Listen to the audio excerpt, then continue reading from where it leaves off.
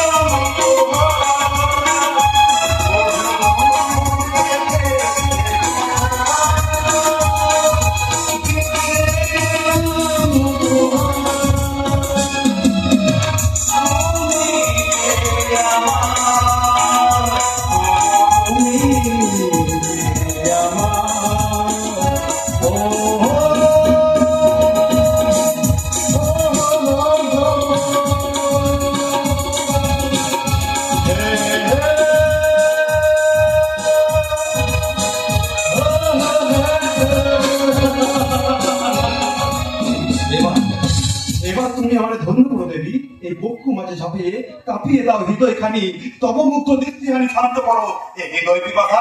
এটা তোমার দুরাশা, তার আগে যতক্ষণ তুমি যেখানে ছিলে তুমি সেখানে চলে যাও। ওয়াও, মা মনসা পোষ, সরি সরি, আর কোনদিন দেরি করো প্লিজ। আমার মাথা কিন্তু অন্ধ চলছে। আরে কাছে বেগুন থাকে না, পোড়ানো যেত। কি বলছো? বেকার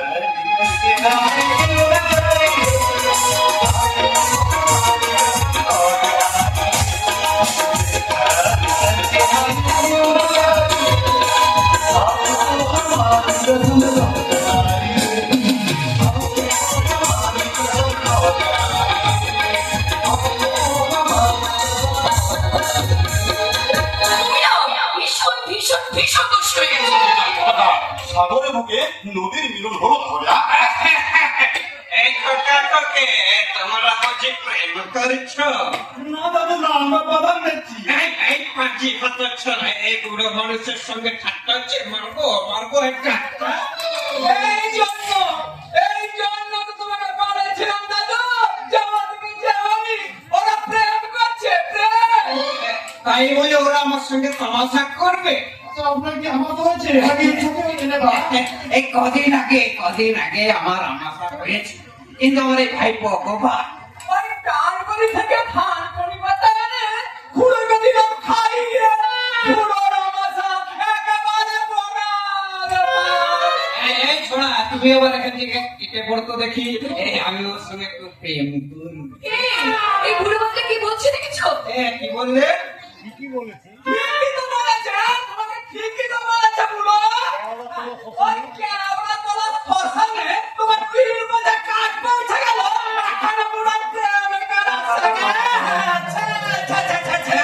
ছোড়া, একদম ছেঁচে করবি না বলে দিচ্ছি। আমার উমর পটকরি তোমার মতো ডবকা ছুরি দেখলে না কুছ কুছ হতা হ্যাঁ। দাঁড়াও, কুচু কুচু হব আমি বের করে দিচ্ছি।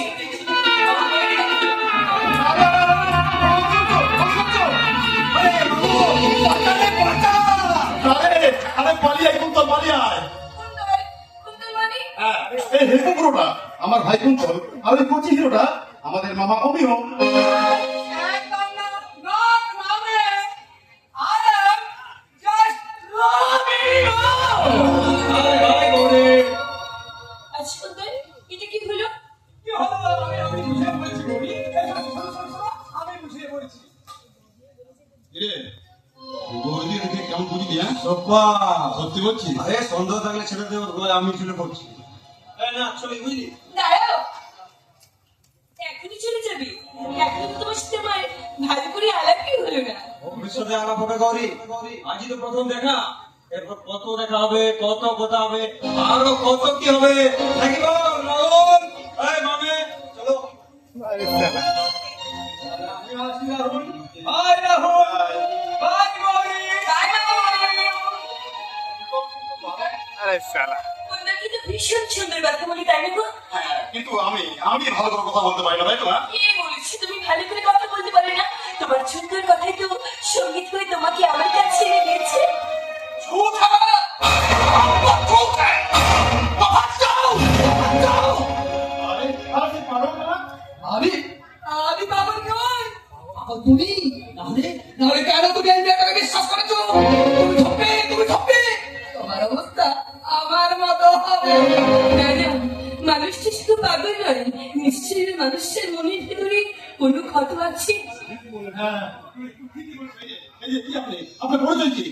আমার পরিচয় আমি আমি একটা ফালতু পাবলিক। একদিন আমি ফালতু পাবলিক ছিলাম না।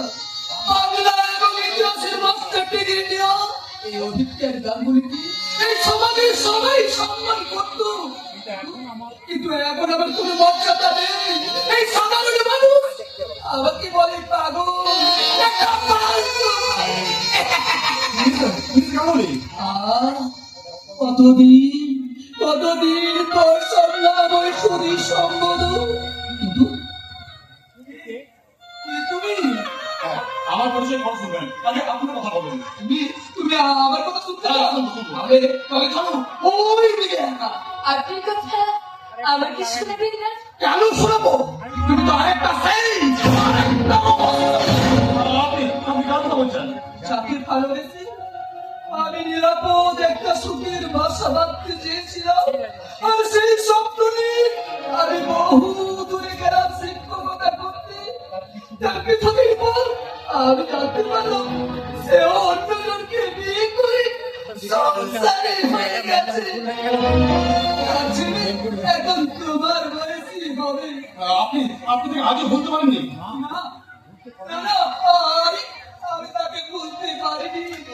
তার বাবা ছিলেন আমার শিক্ষক, সেই সূত্রে তাদের বাড়িতে আমার যাতায়াত ছিল। তারপর ভালো লাগা, ভালোবাসা, কত কথা, কত স্মৃতি। আমাকে বড্ড পীড়া দেয়, আমাকে তাড়িয়ে দিয়ে বেড়ায়। শুনুন, আসতে তো কোথায় কাছে চিন্তা করে চলে গেল। তুমি কি সারাক্ষণ ধরে শুধু ওর কথাই ভাবে? আরে তুমি বুঝতে পারছো না গৌরী, ওর কথা বলো না, আমার মনে তার মানে তোমার মধ্যে থেকে আমি চিরজীবনের মতো হারিয়ে গেলাম। পৃথিবীর কোন শক্তি তোমাকে আমার কাছ থেকে কেড়ে নিতে পারবে না, কারণ তুমি তো আমার চিরদিনের সাথী।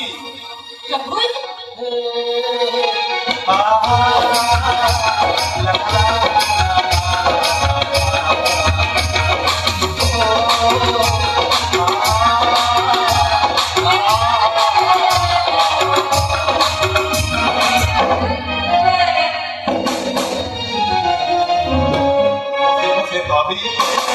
আমি সারাদিন করে না